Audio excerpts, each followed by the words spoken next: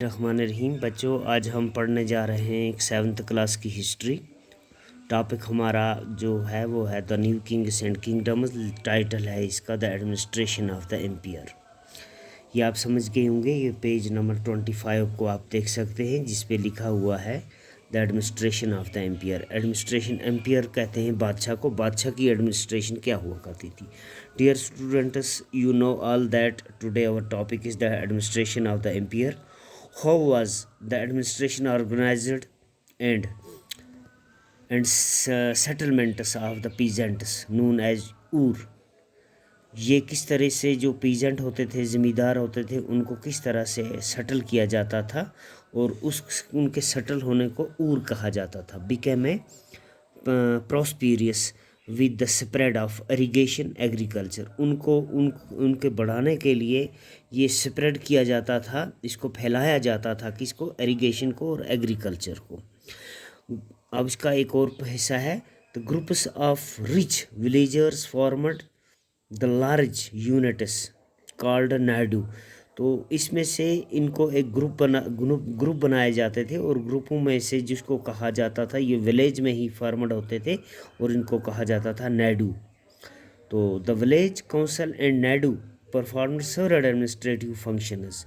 ये जो नाडू होते थे, जो इनका ग्रुप होता था, और जो विलेज काउंसिल के जो ग्रुप होते थे, ये अपनी ड्यूटी को परफॉर्म करते थे एडमिनिस्ट्रेटिव फंक्शंस में भी, including dispensing justice and collect taxes. ये इनका काम क्या होता था? इनका काम होता था कि ये जस्टिस के लिए काम करते थे और कलेक्ट और टैक्स वसूल करते थे।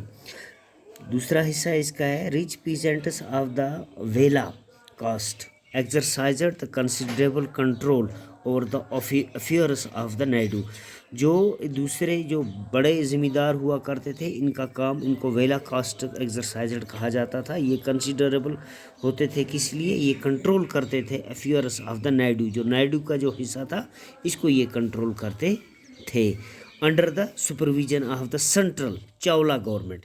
ये किस गवर्नमेंट के तहत आता था? ये चावला गवर्नमेंट के तहत आता था, जो इसको सारे को कंट्रोल करती थी। The Chola kings give some rich land owners titles. जो चावला गवर्नमेंट होती थी या उनके जो बादशाह होते थे, ये लैंड ओनर्स जो थे, उनको ये एक टाइटल देते थे, जिसको कहते थे मेड्यून डेवला दलान।